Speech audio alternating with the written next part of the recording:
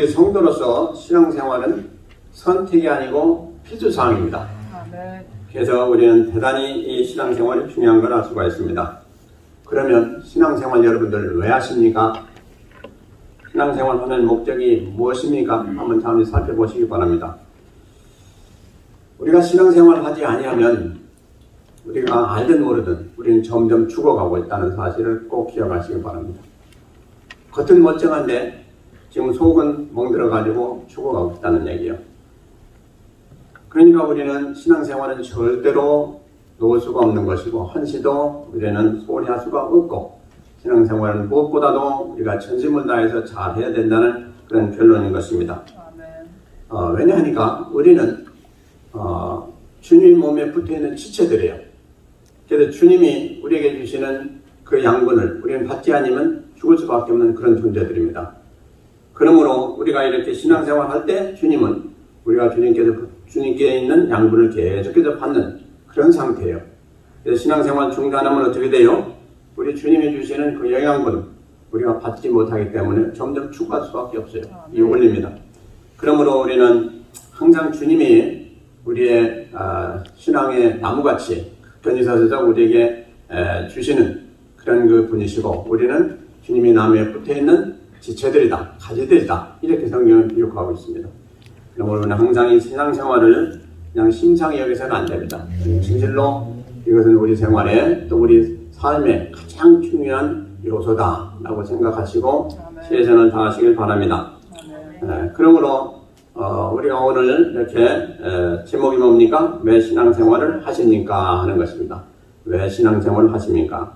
모쪼록 우리가 지금까지 신앙생활했던 걸 잘 살펴보시고 앞으로도 이제 신앙생활을 계속할 텐데 우리가 더욱 적극적으로 열심히 잘 가져서 항상 우리 안에 계신 주님이 기뻐하시고 또 우리가 살아가는 삶이 항상 주님과 함께하는 그런 삶이 되어서 우리가 어디 가든지 무엇을 하든지 항상 주님이 함께 하심으로 승리하고 잘되고 복을 받는 그런 신앙생활이 되시기를 주의 이름으로 먼저 축원드립니다.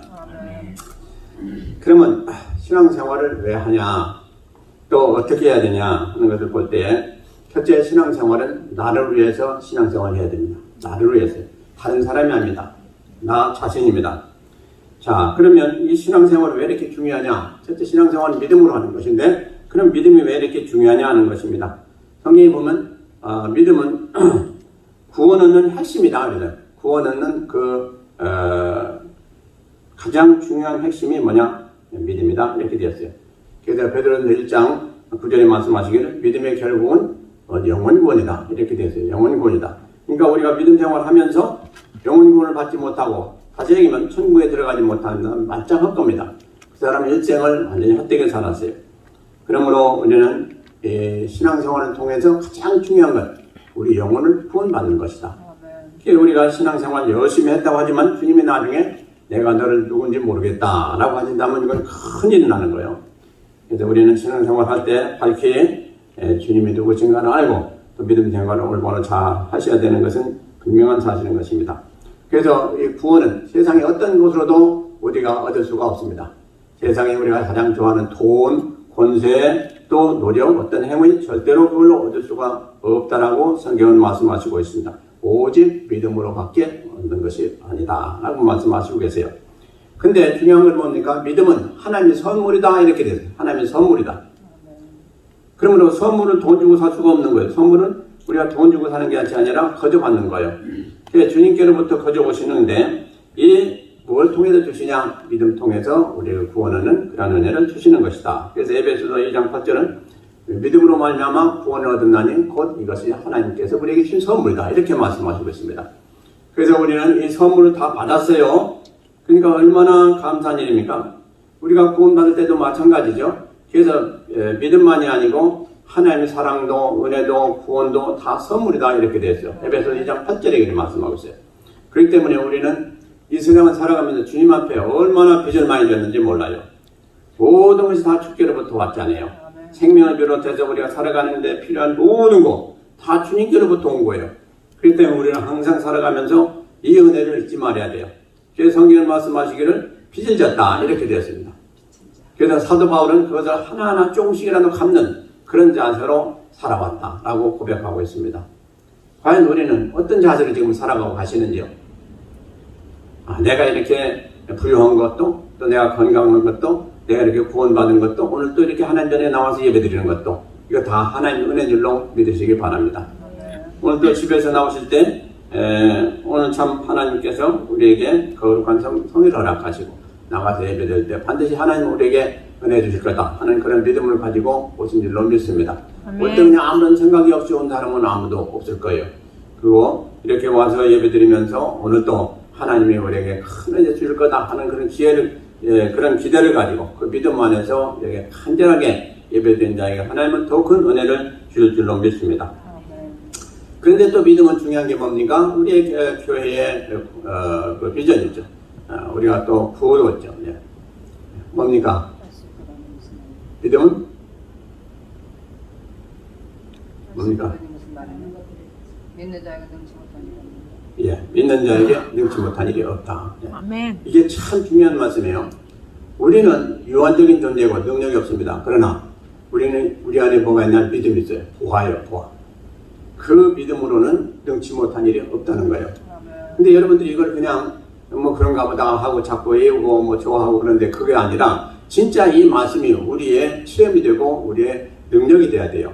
믿음 있는 자에게는 그 믿음을 통해서 능치 못한 일이 없다. 그래서 우리는 무슨 얘기요? 무엇이든지 다 할 수가 있다 하는 얘기인 것입니다.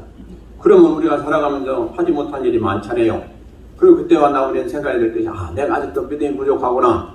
그리고 나를 통해서 하나님의 역사하심이 지금 심히 미약하시구나 하는 것을 우리는 깨달을 때 하나님이 하시고자 하시면 그 크신 하나님 세상 만물을 지으시고 지금도 우리와 함께 하신 그 하나님께서 우리를 통해 역사하시면 안 될 것이 뭐가 있겠어요?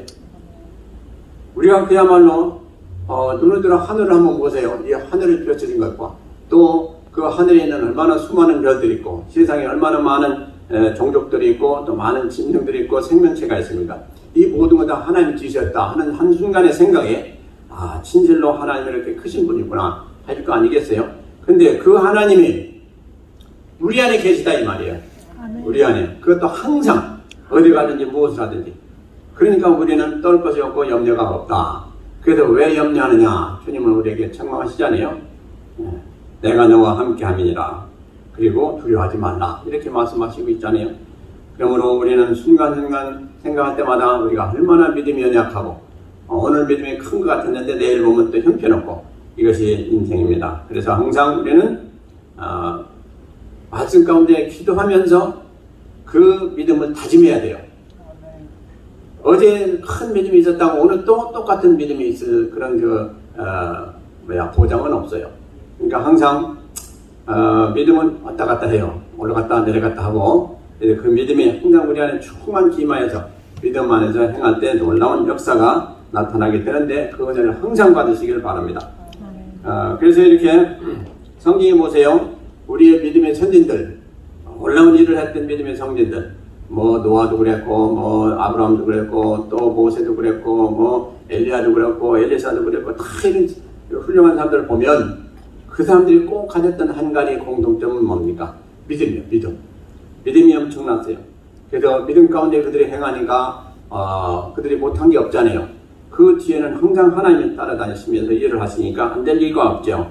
그래서 엘리야가 이렇게 850명 그 우상 선지자들과 싸울 때도 그랬잖아요. 만약에 엘리야가 그렇게 한 말이 이루어지지 않으면 엘리야는 죽죠 거기서. 근데 엘리야가 공언한 대로 그대로 불로 임하여가지고 하나님께서 역사하시니까 그 모든 일이 다 이루어졌고 850명 한순간에 다 처치할 수가 있었잖아요. 그리고 그 이스라엘 백성들을 다시금 세우고 또 하나님 앞에 올바로 서게 하는 그런 일을 했잖아요. 그게 어떻게 사람이 힘으로 할 수가 있습니까? 이런 것을 보면 하나님은 누구를 통해서 역사하세요? 믿음을 가진 자를 통해서 역사하세요. 오늘날도 마찬가지예요. 한 가정에 믿음이 굳건한 사람 한 사람만 있다면 그 가정에 안 될 일이 없어요. 그렇기 때문에 우리가 과연 우리 가정을 이끌어갈 수 있는 그러한 믿음의 성도들이냐 하는 걸 우리는 잘 살펴보시기 바랍니다. 그렇잖아요. 한나도 그랬고 브리스겔라도 그랬고 얼마나 훌륭한 일들을 많이 했습니까? 그런데 그들에게는 딱 한 가지 출중한 믿음이 있었더라 하는 것이죠. 그래서 우리는 왜 못하냐 한탄하지 마시기 바랍니다. 그 핵심은 뭐예요? 믿음, 믿음. 나에게도 우리 믿음의 선진들 같은 그런 훌륭하게 하나님이 역사하셨고 쓰셨던 그런 사람들이 있었던 그 믿음, 우리도 삼아하면서 구하시고 우리에게 하나님 그 은혜를 주시면 우리도 그들 못지않게 다 할 수가 있다는 사실을 꼭 기억하시기 바랍니다. 그리고 믿음이 중요한 건 뭡니까? 믿음으로 하지 아니한 모든 것이 죄다 이렇게 말씀합니다. 믿음으로 하지 아니한 모든 것이 죄예요. 우리는 죄지 않기를 원합니다. 그런데 우리는 쉽게 죄를 집니다. 왜? 믿음으로 행하지 아니함으로 죄를 짓습니다. 우리는 믿음으로 행하지 않고 그냥 뭐 선한 일도 하고 뭐 이런저런 일도 하고 할 때 크게 죄의식을 갖지 않는데 그게 아닙니다. 믿음으로 하지 아니한 모든 것이 죄다 라고 모든 거예요. 모든 거. 로마서 14장 23절에 말씀하고 있어요. 이 말씀은 항상 우리는 기억하시기 바랍니다. 그래서 우리가 믿음으로 하지 않는 모든 것이 그게 뭡니까? 믿음으로 하는 사람은 뭘 해요? 말씀 안에서 행하는 사람이에요. 곧 하나님이 말씀이기 때문에 우리가 말씀으로 하지 않는 건 하나님을 거스르는 일이에요. 그래서 말씀으로 행하는 자, 곧 믿음으로 행하는 자예요. 믿음의 핵심은 하나님이세요. 그렇기 때문에 우리가 말씀대로 하지 않은 모든 것은 다 죄예요. 그러므로 믿음으로 하지 않은 건 죄다. 이걸 꼭 기억하시고 우리가 무슨 일 하든지 믿음 안에서 행하시면 하나님이 함께 하시고 하나님이 역사하실 수밖에 없다 하는 것을 꼭 기억하시기 바랍니다. 그래서 내 생각이 싫다 좋다 관계없어요.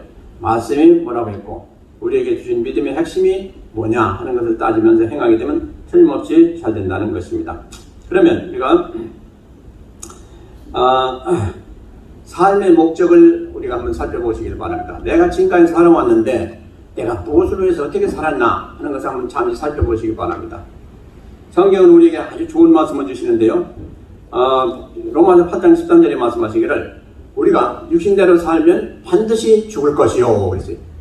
반드시 죽는다고 그랬어요. 그런데 영으로서 몸의 행실을 죽이면 살리니 그랬어요.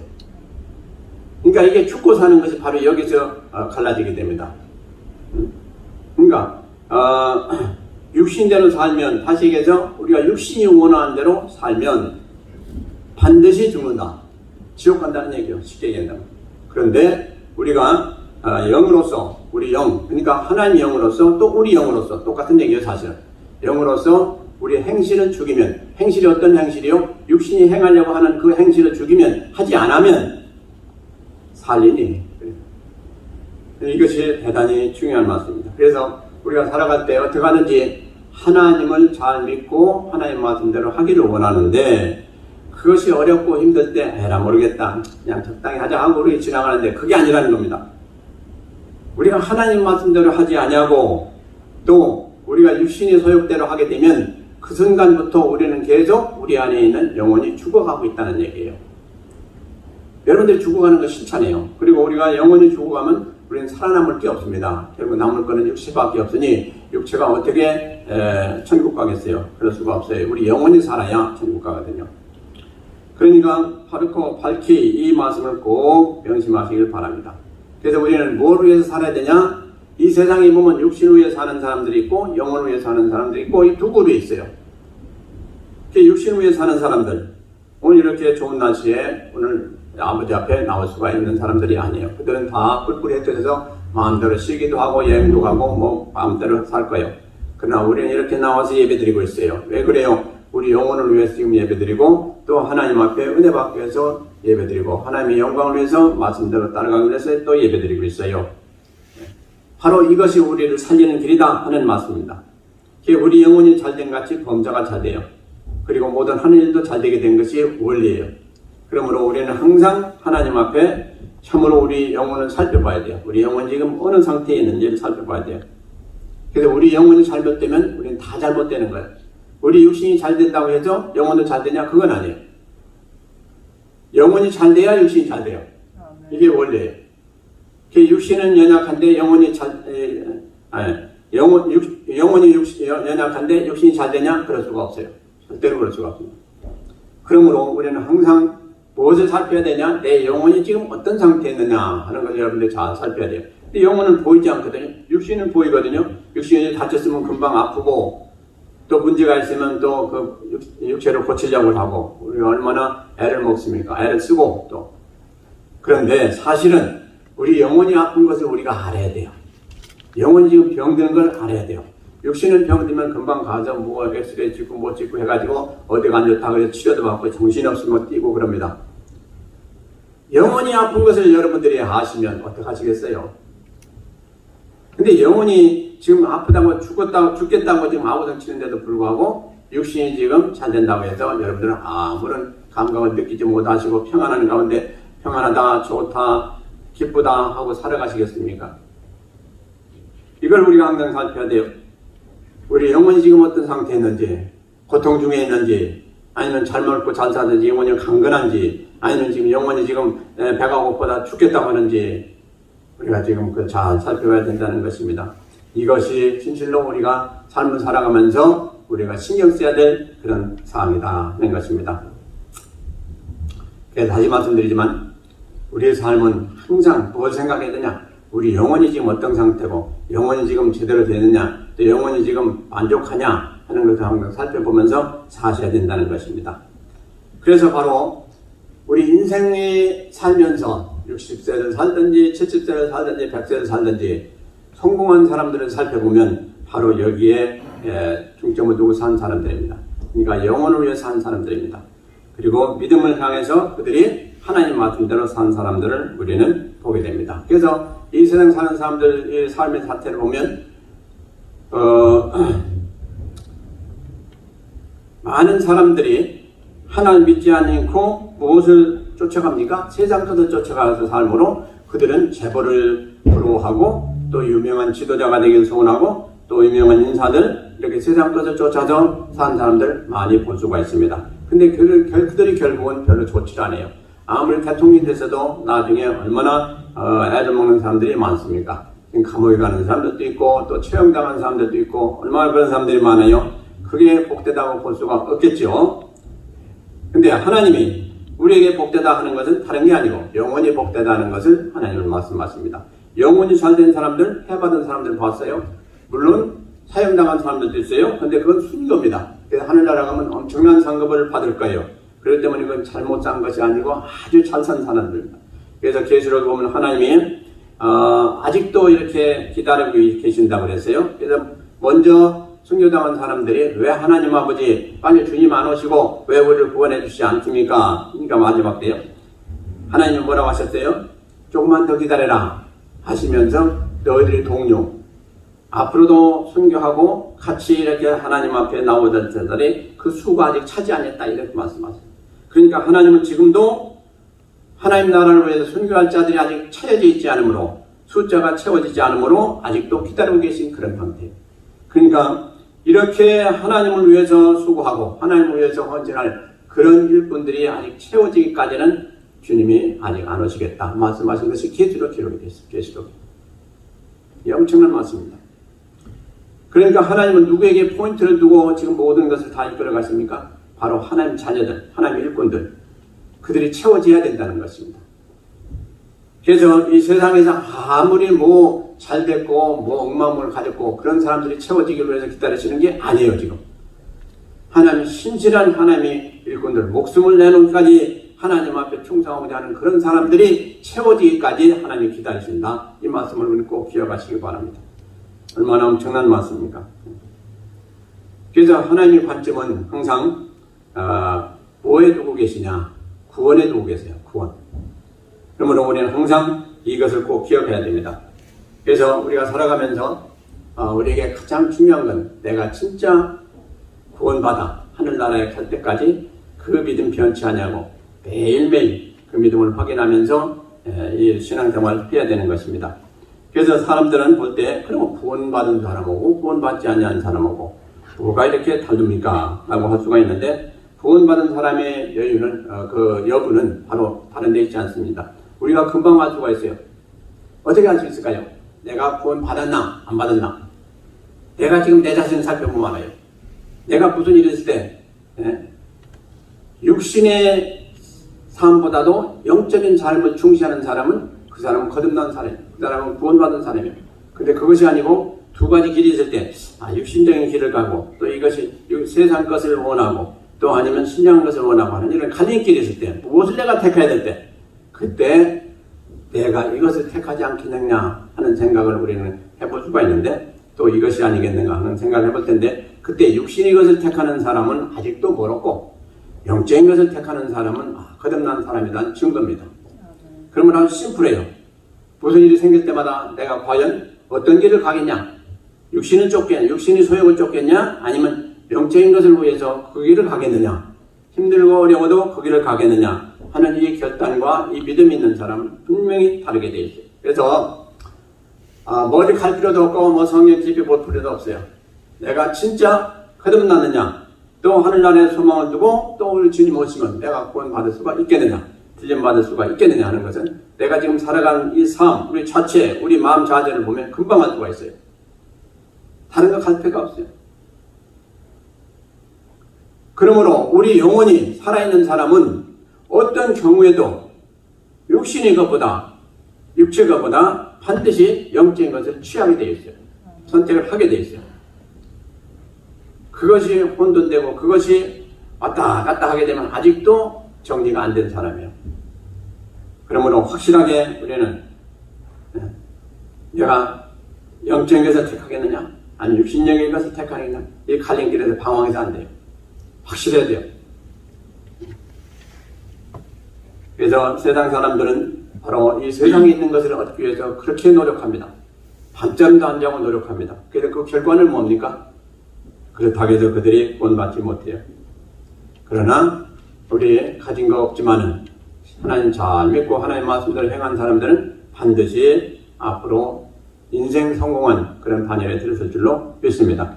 그래서 항상 하나님이 원하시는 바가 무엇인지 우리가 알고 또 하나님은 우리에게 누가 승리한 자고 누가 행복자냐 하는 것을 성경 가운데 보여주고 계십니다. 이스라엘 백성들에게 하나님은 말씀하시는데 이스라엘이여 너는 행복자로다 그랬어요. 여호와의 구원을 너같이 얻은 백성이 누구뇨? 이렇게 말씀하고 있습니다. 거기에 신명기 33장 29절에서 말씀하시고 계세요. 그러니까 이스라엘의 백성들 지금 고생하고 심히 어려운 가운데 있는데 너희들은 진짜 행복자다. 왜? 세상에 봐라. 어느 누가 너희들을 구원했다고 한 사람이 있느냐? 한 사람도 없다. 그러나 너희들은 구원받아 하나님의 백성이 되었으니 너희들이야말로 진실로 행복자다. 이렇게 말씀하고 있습니다. 그래서 행복자는 누굽니까? 다른 게 없어요. 하나님 믿고 하나님 은혜하는 사는 자들이 행복자예요. 그래서 이걸로 우리는 만족해야 돼요. 사실이 그렇고요.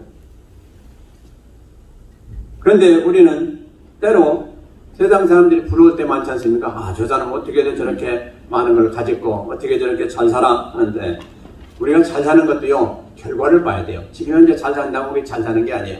진짜 잘 사는 건 뭐예요? 하늘나라 가서 잘 사는 거예요. 첫째 하늘나라 들어가야 잘 사는 것이고 두 번째 하늘나라 들어가서도 더 잘 살고 거기서도 더 많은 하나님 은혜 가운데 살아가는 사람들. 거기서도 다 층이 달라요. 그래서 성경에도 보면 하나님 보호자가 있고 그 다음에 이렇게 쭉 층이 있어요. 그런데 그 층마다 하나님이 가장 사랑하고 가장 아끼는 사람들이 가장 가까이 있어요. 24장로들 그 다음에 성도들이 있어요.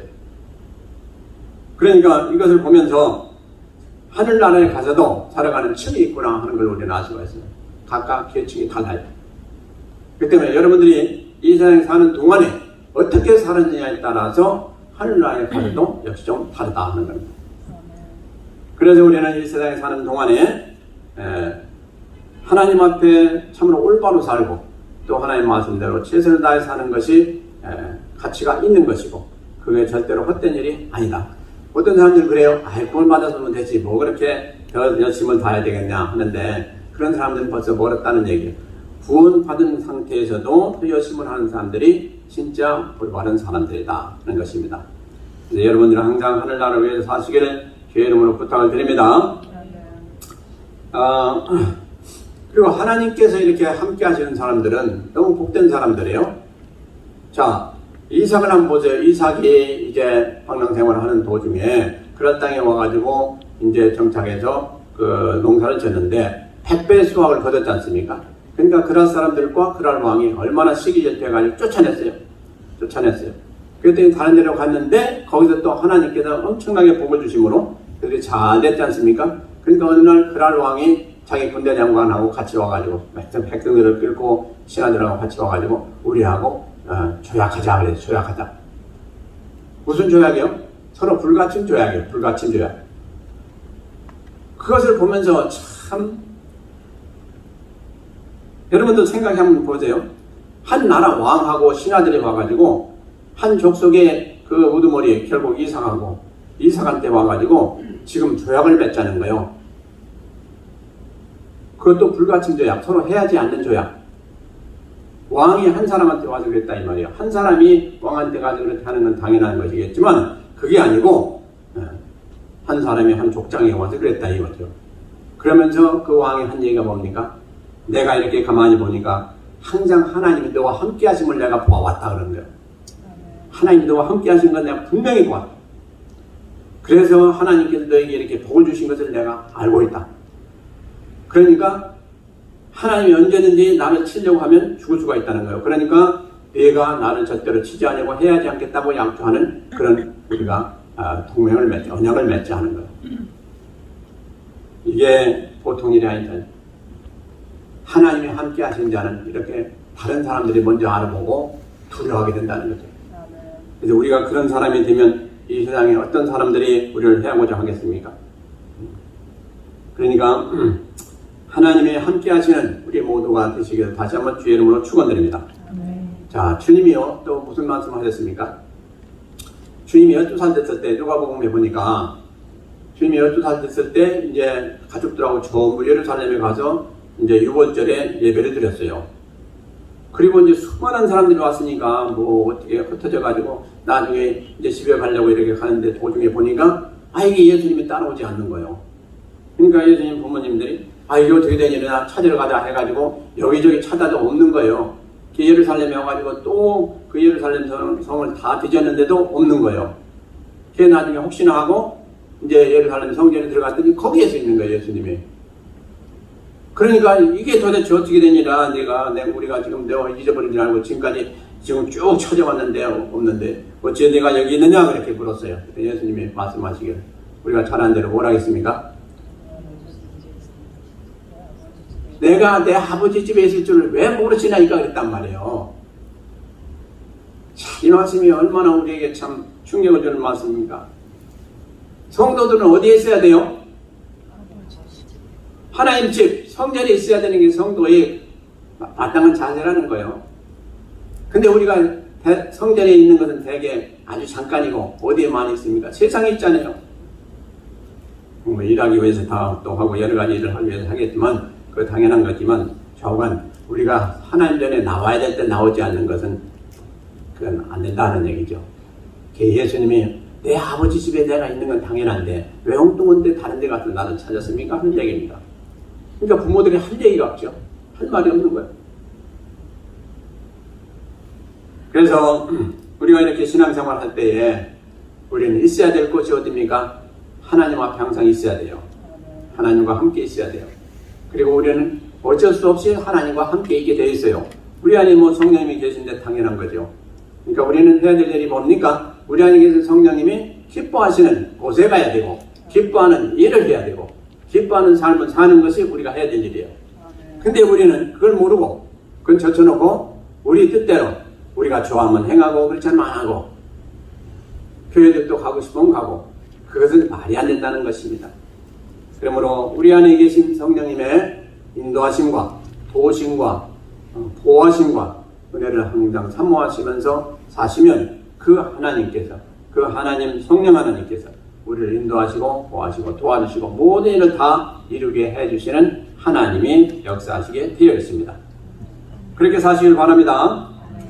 그래서 이렇게 내 자신을 위해서 한다 하는 것이고 두 번째는 이웃을 위해서 우리는 이렇게 신앙생활을 해야 됩니다. 이웃을 위해서 신앙생활을 해야 돼요. 자, 우리가 과연 가정생활을 하고 있는데 지금 가정생활을 하고 있는데 우리가 살아가는 가정의 일원으로서 무엇을 위해서 사는지 우리가 한번 살펴보시기 바랍니다. 나만 구원받았으면 됐다. 내 아내, 내 남편, 내 자녀들 관계없다. 그런 사람은 아무도 없어요. 그렇잖아요. 더군다나 구원받았다면 말할 것도 없이 아, 내가 이제 구원받았으니 내가 진짜 하나님이 계신 것을 알겠구나. 천국과 지옥이 있는 것을 알겠구나. 그러므로 나만이 아니고 온 가족들도 같이 가야 되겠구나. 그런 생각을 하면서 그때부터 더 열심을 다할 거예요. 그래서 우리는 당연히 우리가 구원받은 존재면 우리 가족들도 다 구원받아야 되겠다 하는 것을 우리는 철저하게 깨달으며 살아가는 그런 자세가 될 줄로 믿습니다. 이것이 당연한 자세예요. 그래서 가장 가까운 이웃은 가족이에요. 가족. 가족이 잘 돼야 됩니다. 가족을 위해서 우리는 많이 헌신해야 됩니다.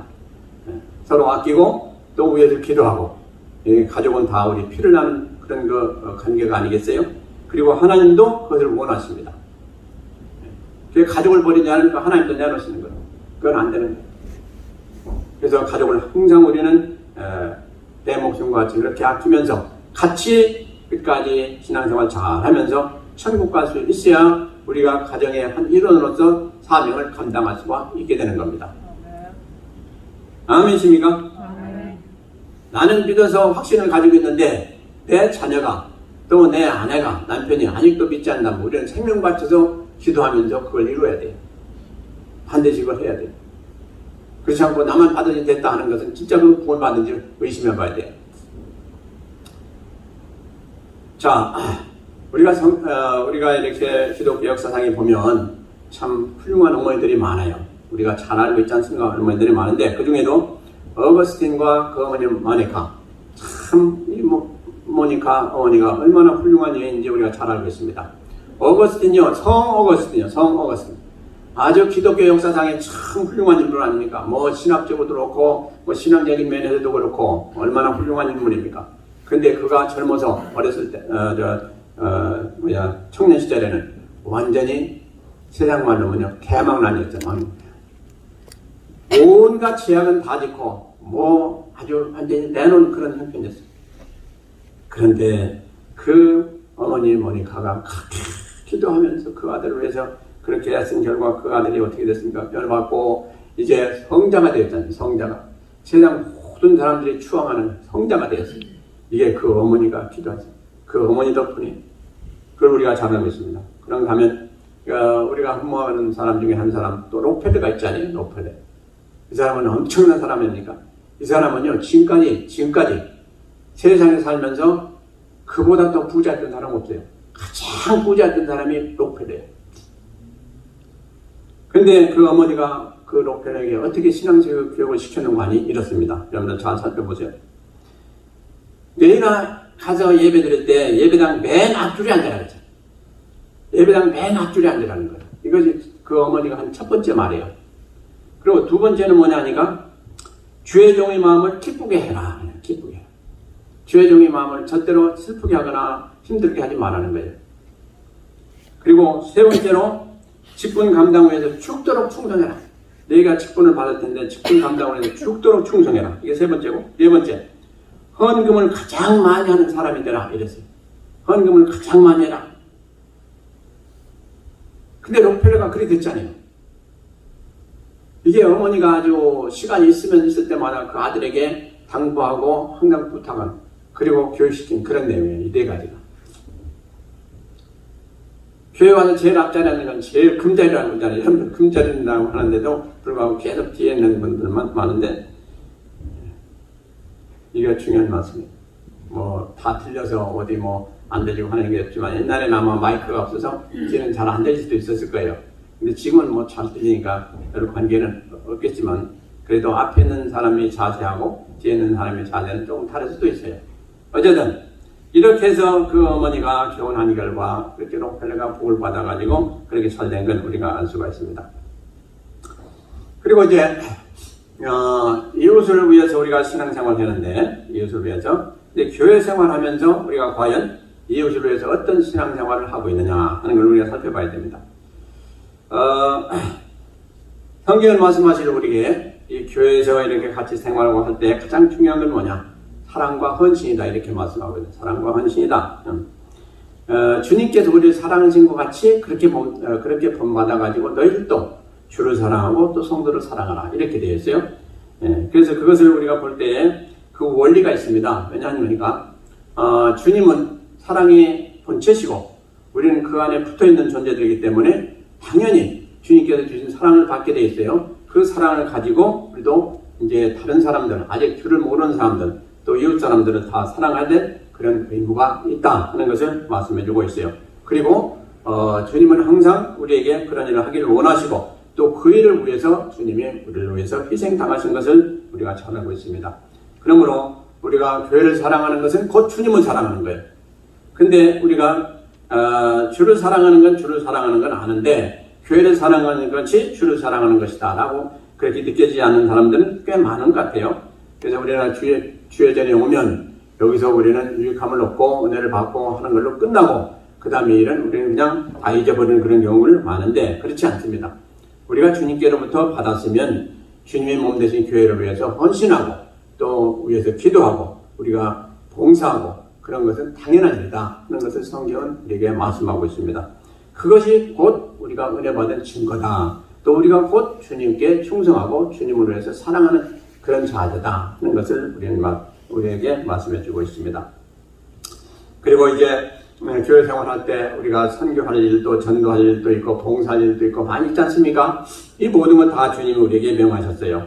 그리고 구제사역도 해야 되고 이런 모든 일들이 있는데 그런 것을 할 때에 우리에게 꼭 필요한 것이 있지 않습니까? 그건 뭐니까 우리의 믿음이 필요하지만 또 우리에게 아울러서 물질도 필요해요. 그렇잖아요. 우리가 선교사역할 때 이제 오늘 또 이제 우리가 EM이 마치게 되면 같이 전도사역을 이제 앞으로 하게 되는데요. 오늘 또 나가서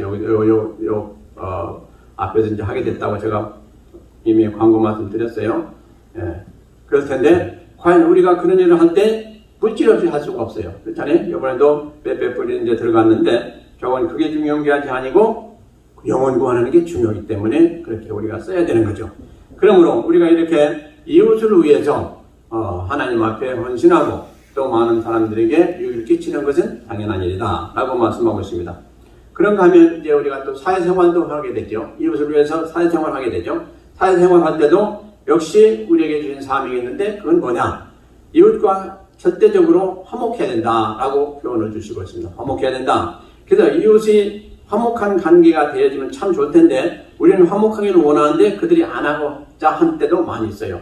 우리는 친구가 되기를 원하는데 그들은 원수가 되고자 하는 그런 처지가 있을 때가 많이 있어요. 그럼에도 불구하고 우리는 주님을 본받아서 또 주님을 기억하고 우리는 그들에게 희생의 그런 자세를 가지고 늘 사랑해야 되는 그런 존재다 하는 것을 말씀하고 있습니다. 그러면 성경은 말씀하시기를 세상에 나가서 너희들이 사역하고 일할 때 우리는 하나님 분부하신 말씀을 보면 뭐냐? 세상의 소금이다. 세상의 빛이다. 이렇게 말씀하고 있어요. 이건 다 희생을 요구하고 있습니다. 소금도 녹아져야 소금 맛이 나고요. 빛도 타져야 우리가 빛을 발할 수가 있어요. 그렇기 때문에 주님은 우리에게 세상에 나가서 할 때에 세상 사람들을 위해서 헌신하라. 너희들 수고하라. 그들에게 주어라. 그들에게 너희들의 손에 봐도 다 그들에게 유익함을 끼쳐라. 이렇게 말씀하고 있습니다. 이것이 바로 우리가 신앙생활에 될 요인 중에 하나입니다. 그러니까 우리가 살아가면서 우리만이 아니고 이웃을 위해서 헌신해야 될 그런 존재들이다 하는 것을 꼭 기억하시기 바랍니다. 근데 때로는 우리는 그런 생각을 해요. 이웃 사람들은 잘 우리하고 통하지 않기 때문에 그렇게 해줘도 우리를 감사하지 않고 고마워하지도 않습니다. 그건 관계없어요. 그건 하나님 앞에 하나님이 알아서 해주실 것이지 우리는 그 말씀대로 행하기만 하면 결과는 하나님이 이루어주시는 거예요. 그렇게 하시길 바랍니다. 그 다음에 이제 세 번째는 하나님의 영광을 위해서 우리가 신앙생활을 해야 됩니다. 하나님의 영광을 위해서. 우리는 이거 잘 알고 있습니다. 자, 하나님의 영광이 무엇입니까, 여러분들? 이 성경에 보면 하나님의 영광을 돌려드리라, 또 나타내라 하는 여러 가지가 많이 이렇게 영광에 대해서 말씀하시고 있는데, 하나님의 영광이 도대체 뭐냐 하는 것입니다. 하나님의 영광. 하나님의 영광은 쉽게 얘기해서 하나님의 임재입니다. 하나님이 임하실 때 나타나는 증상들이 하나님의 영광입니다. 그래서 구약에 보면 하나님이 나타나실 때 불로도 임하셨고, 또 이렇게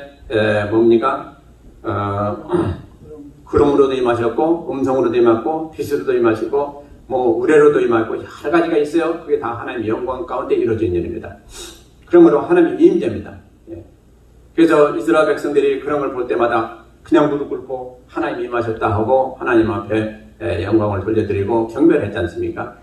그게 지금도 마찬가지예요. 계시록에 봐도 하나님이 이제 보좌가 열리는데 그 보좌가 열릴 때 아름다운 빛이 쫙 내려지는 것을 말씀하고 있습니다. 이것이 하나님의 영광입니다. 그러니까 하나님의 임재가 어디든지 임했을 때는 바로 그러한 증상이 임하게 되는 것이죠. 그래서 우리는 세상에 살 때에 우리가 신앙생활 할 때에 이렇게 하나님의 영광을 위해서 하라. 그러니까 우리가 살아가는 신앙 가운데 또 신앙생활 하는 가운데 하나님의 임재가 임하면 임할수록 그만큼 우리 삶을 통해서 우리 신앙생활을 통해서 하나님의 영광 받으시고 계시구나 하는 것입니다. 그러니까 여러분들이 기도하시다가도 하나님이 우리에게 베풀어 주는 은혜 가운데 여러 가지 그 이상을 볼 수가 있고 또 하나님이 음성을 들을 수도 있고 또 하나님이 영광을 여러분들이 영적으로 볼 수도 있고 해요. 이것이 바로 중요하다는 것입니다. 그 순간에 하나님의 영광 받으시고 우리에게 하나님을 나타내 주시고 우리에게 은혜 주시고 믿음 주시고 많은 귀한 것들을 주시는 순간이기 때문에 그렇습니다. 그래서 세상에서 우리가 살아가면서 하나님의 말씀이 우리에게 요구하시는 건 뭐냐? 너희가 무엇을 하든지 하나님의 영광을 위해서 하라라고 말씀하시고 계세요. 그걸 우리가 다 알고 있어요. 우리가 대요리 문답, 토요리 문답 배울 때 제일 첫 번째 배운 게 그거예요. 우리가 살아간 목적이 뭐냐? 바로 하나님의 영광을 위한 것입니다. 하는 것이 제일 첫 번째 질문이에요. 그리고 답변이고. 그러면 그 하나님의 영광이 뭐냐? 하는 것을 지금 말씀을 드리는 겁니다. 그래서 사도 바울은 어떻게 말하느냐? 살든지 죽든지 내 몸에서 그리스도가 존귀케 되기를 원합니다. 이게 바로 하나님의 영광이 나타나기를 원합니다. 이 얘기예요. 그러니까 우리가 신앙이라면 살든지 죽든지 우리 삶 가운데서 내가 하나님의 영광을 나타내면 그보다 더 귀할 것이 없습니다 하는 그런 고백인 것입니다.